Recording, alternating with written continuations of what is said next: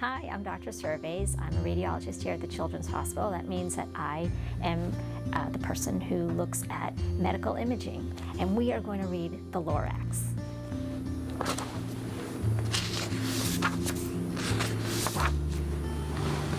At the far end of town, where the grickle grass grows, and the wind smells slow and sour when it blows, and no birds ever sing excepting old crows, is the street of the lifted Lorax. And deep in the grickle grass, some people say, if you look deep enough, you can still see today where the Lorax once stood just as long as it could before somebody lifted the Lorax away. What was the Lorax, and why was it there, and why was it lifted and taken somewhere? From the far end of town where the grickle grass grows, the old Onceler still lives there. Ask him, he knows. You won't see the Onceler, don't knock at his door. He stays in his lurkum on the top of his store. He lurks in his lurkum, cold under the roof, where he makes his own clothes out of muffled moof. And on special dark midnights in August, he peeks out of the shutters, and sometimes he speaks and tells how the Lorax was lifted away. He'll tell you perhaps, if you're willing to pay.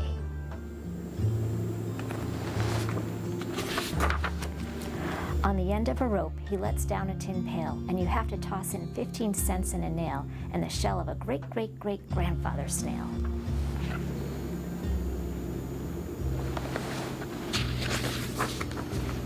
Then he pulls up the pail, makes a most careful count to see if you've paid him the proper amount. Then he hides what you paid him away in his snub, his secret strange hole in his groovulous glove. Then he grunts, I will call you by a whisper-ma-phone, for the secrets I tell are for your ears alone.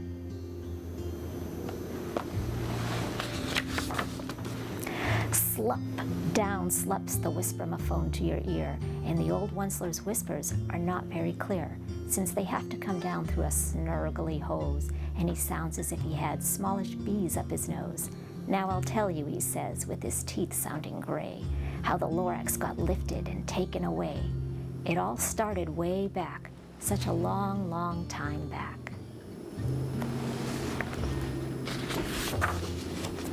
Way back in the days when the grass was still green, and the pond was still wet, and the clouds were still clean, and the song of the Swami swans rang out in space, one morning I came to this glorious place, and I first saw the trees, the truffula trees, the bright-colored tufts of the truffula trees, mile after mile in the fresh morning breeze.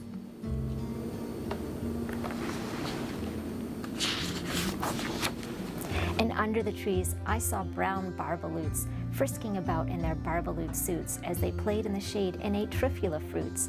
From the ripulous pond came the comfortable sound of the humming fish humming while splashing around.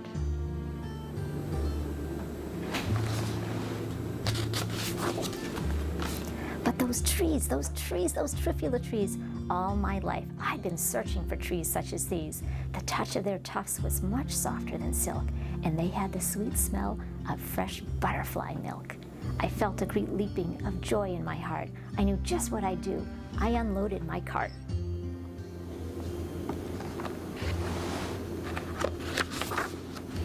In no time at all, I had built a small shop. Then I chopped down a truffula tree with one chop, and with great skillful skill and with great speedy speed, I took the soft tuft and I knitted a thneed.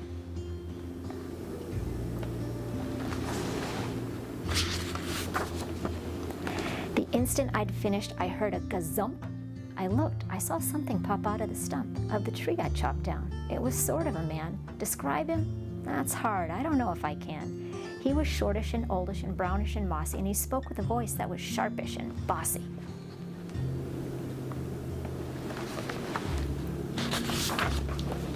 Mister, he said with a sawdusty sneeze, I am the Lorax. I speak for the trees.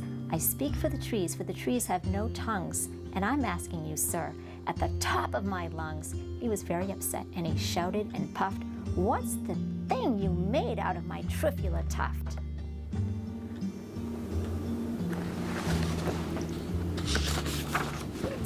Look, Lorax, I said, there's no cause for alarm. I chopped just one tree. I'm doing no harm. I'm being quite useful. This thing is a thneed. A thneed's a fine something that all people need. It's a shirt, it's a sock, it's a glove, it's a hat. But it has other uses. Yes, far beyond that. You can use it for carpets, for pillows, for sheets, or curtains, or covers for bicycle seats. The Lorax said, "Sir, you are crazy with greed. There is no one on earth who would buy that fool thneed."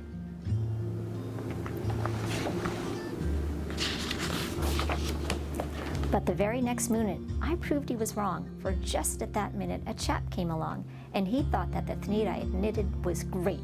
He happily bought it for $3.98. I laughed at the Lorax. "You poor stupid guy. You never can tell what some people will buy."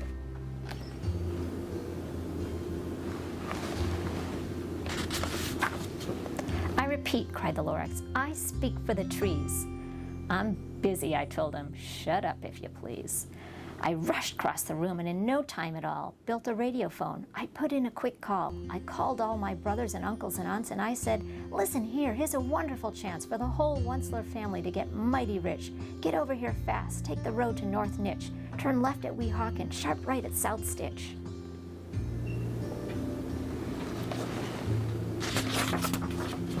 And in no time at all in the factory I built, the whole Onceler family was working full tilt. We were all knitting thneeds, just as busy as bees, to the sound of the chopping of trufula trees.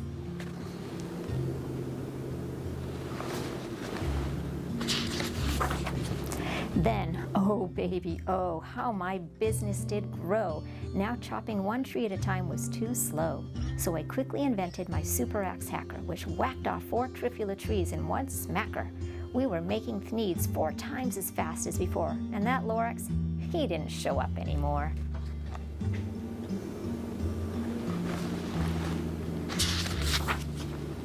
But the next week he knocked on my new office door. He snapped, "I'm the Lorax who speaks for the trees, which you seem to be chopping as fast as you please, but I'm also in charge of the brown barbaloots who played in the shade in their barbaloot suits and happily lived eating trufula fruits.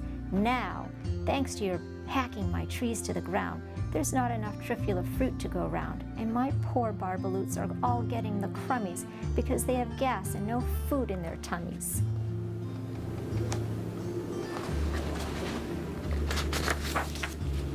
They loved living here, but I can't let them stay. They'll have to find food, and I hope that they may. "Good luck, boys," he cried, and he sent them away. I, the Onceler, felt sad as I watched them all go. But business is business, and business must grow, regardless of crummies and tummies, you know.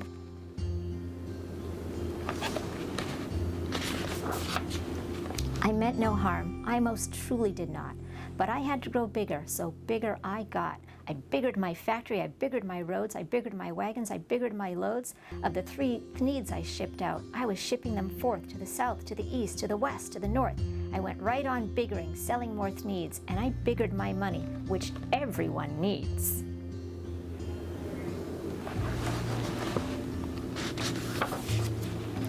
Then again, he came back. I was fixing some pipes when that old nuisance Lorax came back with more gripes. "I am the Lorax," he coughed and he whiffed. He sneezed and he snuffled, he snargled, he sniffed. "Onceler," he cried with a crufulous croak. "Onceler, you're making such smogulous smoke. My poor swami swans, why they can't sing a note. No one can sing who has smog in his throat."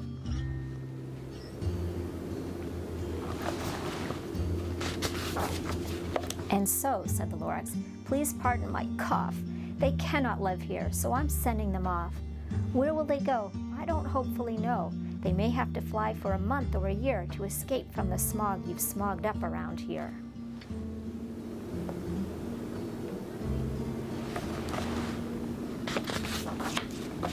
"What's more," snapped the Lorax, his dander was up, "let me say a few words about gluppity-glup. Your machinery chugs on day and night without stop, making gluppity-glup, also schloppity-schlop. And what do you do with this leftover goo? I'll show you, dirty old Onceler man, you."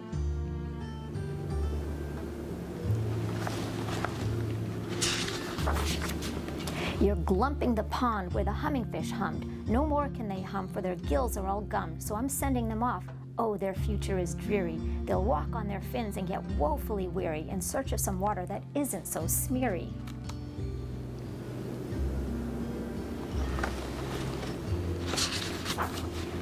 And then I got mad.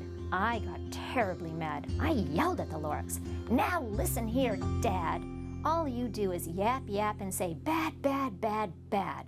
Well, I have my rights, sir, and I'm telling you, I intend to go on doing just what I do. And for your information, you Lorax, I'm figuring on biggering and biggering and biggering and biggering, turning more trufula trees into thneeds, which everyone needs."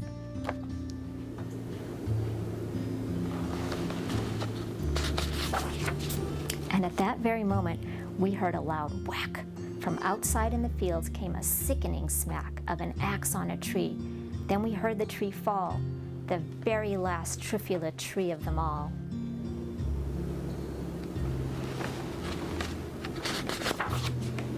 No more trees, no more thneeds, no more work to be done. So in no time, my uncles and aunts, everyone, all waved me goodbye. They jumped into my cars and drove away under the smoke-smuggered stars. Now all that was left neath the bad-smelling sky was my big empty factory, the Lorax, and I.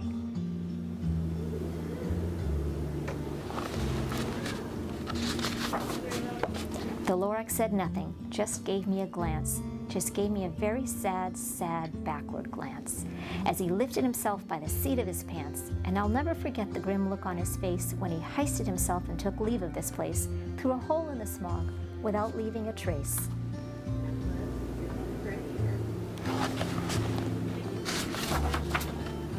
And all the Lorax left here in this mess was a small pile of rocks with the one word, unless.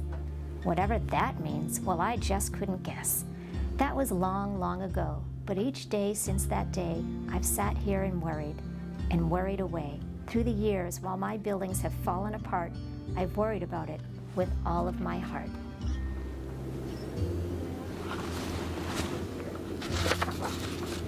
But now, says the Onceler, now that you're here, the word of the Lorax seems perfectly clear. Unless someone like you cares a whole awful lot, nothing is going to get better. It's not.